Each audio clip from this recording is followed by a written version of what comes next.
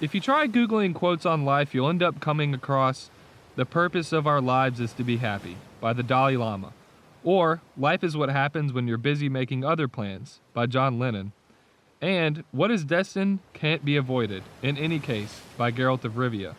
But one of my favorite quotes is, "The whole secret of a successful life is to find out what is one's destiny to do and then do it" by Henry Ford. Now, of course, all of these quotes are completely subjective and largely circumstantial, and no, I'm not the kind of person that uses life quotes in their email signature or anything, but when you conduct an interview with Captain Chris Cassidy, the Navy SEAL astronaut, it sort of makes you ask if you've been accomplishing goals and defining your purpose.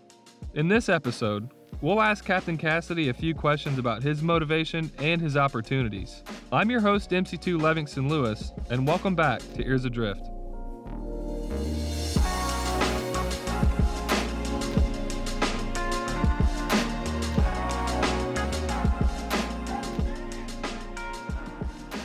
Okay, first things first. If you're anything like me, you're wondering what possesses a person to, or who has enough mental fortitude to become a Navy SEAL. Then, later on decide that they want to become an astronaut too. So I asked Captain Cassidy, what motivated him to join the Naval Academy to become a Navy SEAL? I thought it just looked cool, the Naval Academy. I liked the pictures and I liked the people, and it wasn't until I got down there and I realized what a great fit it was for me. I loved the camaraderie, I loved the discipline, I loved the routine of the day. It was just a really great fit for me. Now keep in mind, this was the late 80s and early 90s, and there wasn't a lot about the SEAL teams in the media. There were only a couple of books that you could find on maybe Vietnam-era SEALs. Nothing like today where there's tons of books and tons of movies about the Navy SEALs. So I knew nothing about the SEAL teams until I got to the Naval Academy and I saw some really, in my young mind, really impressive looking guys with this shiny pin on their uniforms, and I did a little research. What's that all about? What do they do? What's the training?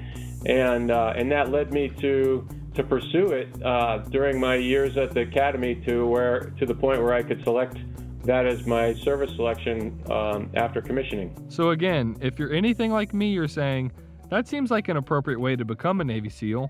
Seeing and researching some of the world's most elite warriors led you to become one. But the big question is, how did life lead you from being one of the world's most elite warriors to becoming an astronaut? Life is largely about timing and being in the right place at the right time and knowing about things. Like if I didn't know that SEALs was a thing I could select, I wouldn't have even tried. I didn't know that you could apply to be an astronaut as a Navy person until I was a junior lieutenant in the Navy. He was 27 years old when he learned that his background and education was similar to others that had been selected for astronaut training.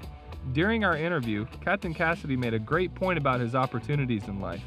He said, "It's open to all of us, life in whatever you want to do, whether it's SEAL teams, whether it's astronauts, whether it's anything you choose. And the Navy is all about opportunities. We have so many cool things to do in the Navy, and I'm very thankful that for all the opportunities I've had." In case you missed it, the key word here is opportunity. Captain Cassidy had the opportunity to become a Navy SEAL, and he didn't waste it. He saw the opportunity to become an astronaut, and he took it. So while we're all being quarantined to our homes, let's spend some time reflecting and looking inside. What are your goals?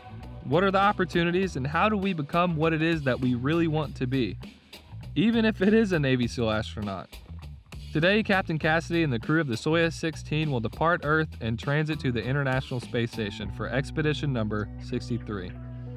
We wish Captain Cassidy and his crew a safe launch, a safe expedition, and a swift flight back home.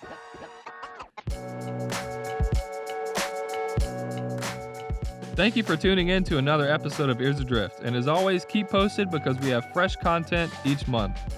Find us on your favorite podcast outlets, YouTube, Facebook, and our website at www.ah.mil. Thanks for listening. I'm your host, MC2 Levingston Lewis.